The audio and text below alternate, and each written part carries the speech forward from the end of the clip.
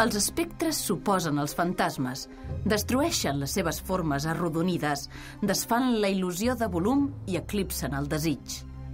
S'erigeixen exhibint les seves formes òssies i els seus contorns viscerals.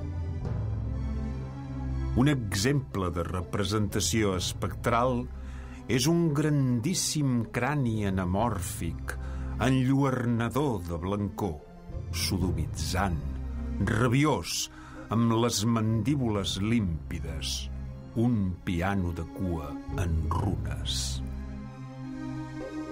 Sobre el fons geològic del Cap de Creus destaca l'espectre del sex appeal, el més famós dels espectres delineants. El nen se'l mira de fit a fit, paralitzat de pànic. L'espectre materialitza tot el seu horror pel sexe femení.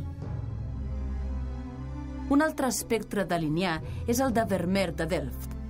Dalí deia que era el pintor d'espectres més autèntic, perquè en les seves pintures era capaç de representar el món objectiu dotant-lo d'una aparença d'absoluta irrealitat.